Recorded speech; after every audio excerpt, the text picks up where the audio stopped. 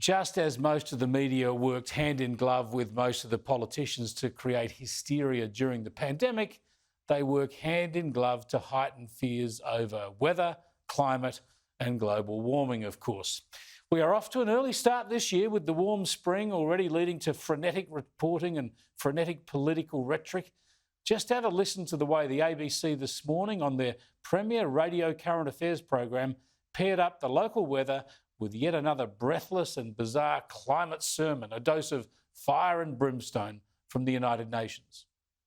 From Tasmania to Queensland, fire authorities on the east coast are on high alert as we face a challenging bushfire season. On the other side of the world, the United Nations has been holding a climate summit with Secretary-General Antonio Guterres blasting leaders for allowing the climate crisis to worsen. Humanity has opened the gates of hell. Horrendous heat is having horrendous effects. Distraught farmers watching crops carried away by floods, sweltering temperatures spawning disease, and thousands fleeing in fear as historic fires rage. Back in Queensland, the fire danger's high today and temperatures will be well above average. Oh dear, the fear-mongering, hey? And never forget that Antonio Guterres knows nothing about climate change. He's the former socialist Prime Minister of Portugal. He's a far-left politician running an ideological campaign, and that's what drives his ever-escalating and ever more ridiculous climate hysteria.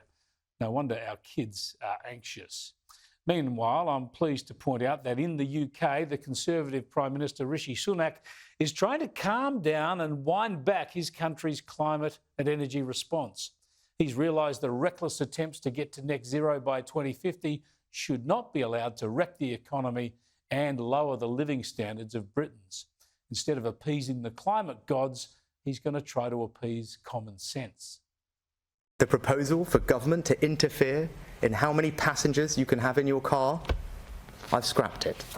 The proposal that we should force you to have 7 different bins in your home, I've scrapped it. The proposal to make you change your diet and harm British farmers by taxing meat, or to create new taxes to discourage flying or going on holiday, I've scrapped those too. And nor will we ban new oil and gas in the North Sea, which would simply leave us reliant on expensive imported energy from foreign dictators like Putin. Tick, tick, tick, tick.